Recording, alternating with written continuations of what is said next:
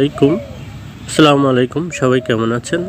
আজকে একটা টপিকস নিয়ে কথা বলতে চাচ্ছিলাম, কিন্তু এই টপিকস নিয়ে এর আগেও একটা ভিডিও দিয়েছিলাম। তারপর আজকে আর কিছু কথা বলতে চাচ্ছি।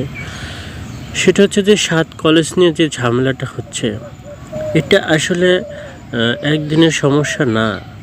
এটা একটা ভুল সিদ্ধান্ত ছিল, সেই বিষয়টা আমি প্রমাণ করার চেষ্টা করব। তো সবাই পাশে থাকবেন এবং আসলে আমি কি বলতে চাচ্ছি সেটা একটু শুনবেন দয়া করে।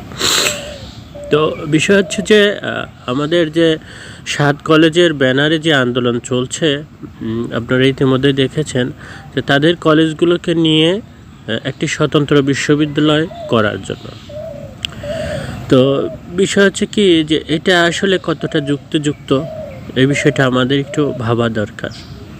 তো এর মধ্যে এই 7 কলেজের একটি তিতুমির কলেজ, সেটা আলাদা হয়ে একাই একটা বিশ্ববিদ্যালয় করার দাবিতে আন্দোলন করছে বা করে যাচ্ছে।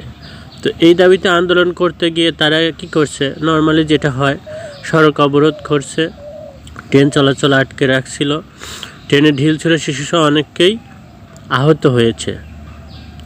তো আপনারা তো এই বিষয়গুলো মোটামুটি দেখেছেন অথবা জেনেছেন, বিভিন্ন নিউজ পত্রিকায় আসছে এগুলো। তো এই 7 কলেজ তো অনার্স মাস্টার্স আছেই, যেটা আমরা সবাই জানি, আপনারাও জানেন।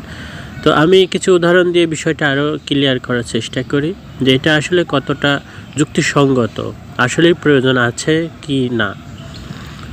তো আমরা ইংল্যান্ডে বলি অথবা অন্যান্য জায়গায় চিন্তা করি, যেমন ইংল্যান্ডের এমন কিছু কলেজ আছে যেমন imperial college, King's college, university college, London ইত্যাদি। এইগুলোর লেখাপড়ার মান বিশ্বের সেরা অনেক বিশ্ববিদ্যালয়ের থেকেও সেরা। তো এই কলেজগুলো ওয়ার্ল্ড র্যাঙ্কিংয়ে 1 থেকে 50-এর মধ্যে।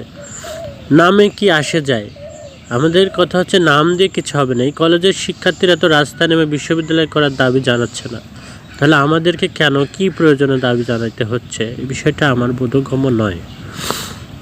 আমাদের কলেজগুলোর সাথে ওই কলেজগুলোর পার্থক্য কী?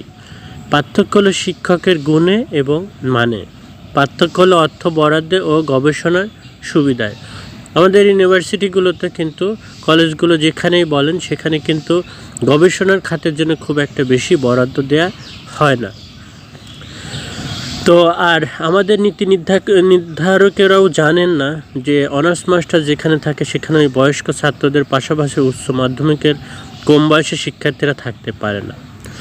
ছাত্রদের প্রথমে আন্দোলন করা উচিত ছিল উচ্চ মাধ্যমিক উঠিয়ে দিতে, না হয় অনার্স মাস্টার্স উঠিয়ে দিতে। ছাত্রদের প্রথমে উচিত ছিল অনার্স মাস্টার্স থাকলে শিক্ষক নিয়োগ পিএসসির অধীনে বিসিএস ক্যাডার না দিয়ে বিশ্ববিদ্যালয়ের আদলে শিক্ষক নিয়োগ দিয়ে প্রমোশন নীতিমালা প্রণয়ন করতে। এগুলো করলে স্বয়ংক্রিয়ভাবেই কলেজ হলেও কামে বিশ্ববিদ্যালয় হয়ে যেত বা যায়।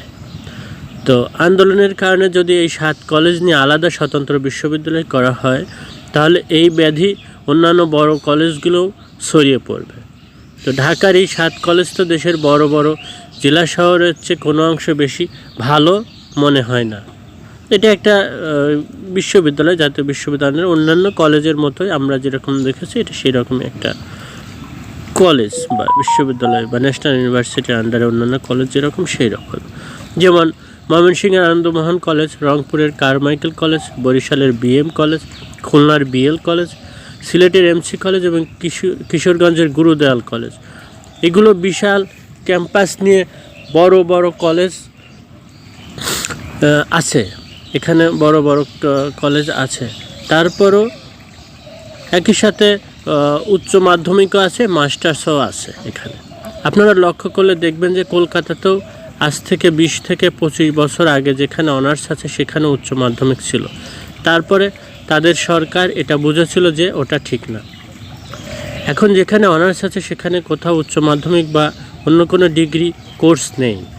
যেখানে অনার্স আছে সেখানে সাধারণত পিএইচডি ব্যতীত কেউ শিক্ষক হতে পারে না, এবং কলেজগুলোর প্রতিটি বিভাগে ন্যূনতম 10 থেকে 20 জন শিক্ষক শুধু 3 বছরে অনার্স পড়ানোর জন্য থাকে।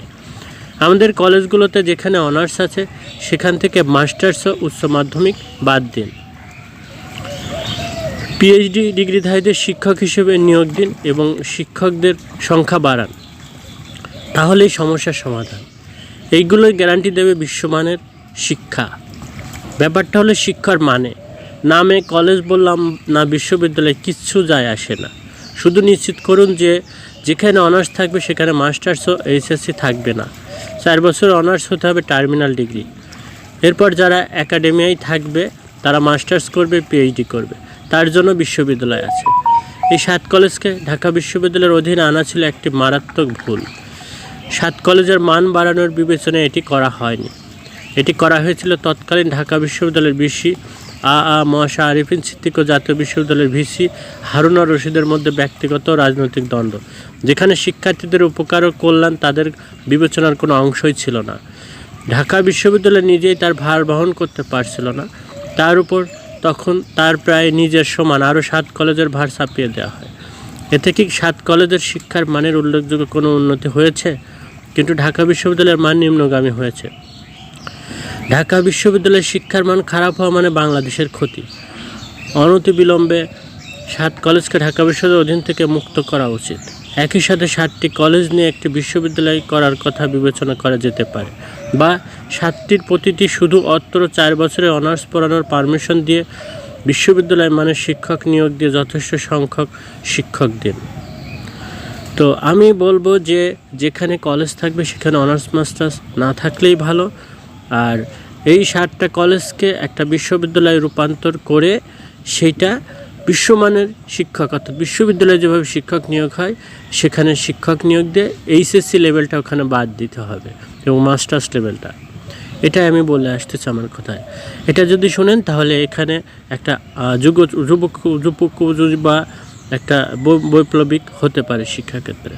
তো এইটা যথাযথ বাস্তবায়ন করার জন্য আমি ডক্টর প্রফেসর ইউনূস সাহেবকে আহ্বান করছি যে এটা যদি করা হয় তাহলে বাংলাদেশের শিক্ষা ব্যবস্থার জগাখিচুড়ি অবস্থাটা থেকে আমরা বের হয়ে আসতে পারব। সেই অবস্থায় যেন আর তৈরি না হয়, এটার জন্য দ্রুত পরিবর্তন হয়, আমি এই জন্য সবার সহযোগিতা কামনা করছি। এই জন্য সবাই শিক্ষক, শুভানুধ্যায়ী, বিদ্যুৎসাহী যারা আছেন তারা এর পেছনে কাজ করবেন বলে আমি মনে করি। সবাই ভালো থাকবেন, সুস্থ থাকবেন, আমার জন্য দোয়া করবেন। আসসালামু আলাইকুম ওয়া রাহমাতুল্লাহ।